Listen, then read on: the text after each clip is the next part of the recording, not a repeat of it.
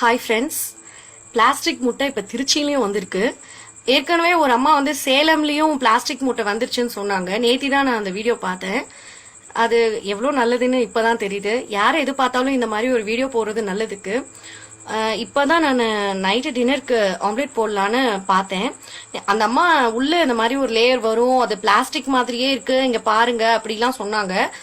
அது நான் ஆக்சுவலி இனிமே ஆம்லெட் போடும் போதெல்லாம் அதை பார்த்து போடணும்னு சொல்லிட்டு உடைச்சேன்.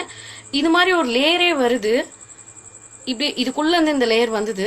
இது ஏற்கனவே வந்தது. இதோ காமிக்கிறேன் உங்களுக்கு. ரொம்ப ஷாக்கிங்கா இருக்கு. முட்டை நம்ம எல்லாரும் சாப்பிட்றோம்.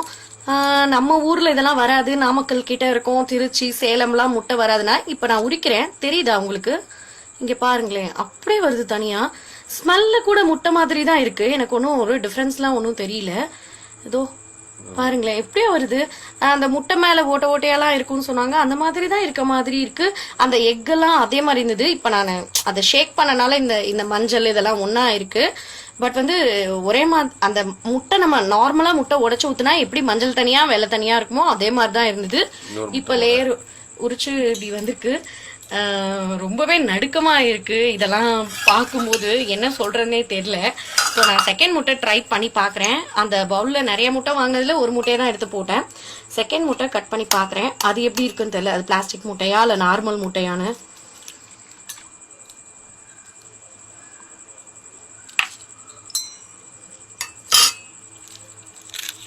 இதுவும் அப்படிதான் இருக்கு. இதுவும் பிளாஸ்டிக் முட்டை தான் போல இருக்கு. இங்க பாருங்களேன், அப்படியே லேயர் வருது. என்ன சொல்றதுன்னு வார்த்தையே இல்லை. சத்தியமா பயமா இருக்கு. ஒண்ணுமே சாப்பிட முடியாது போல இருக்கு. Okay, thanks.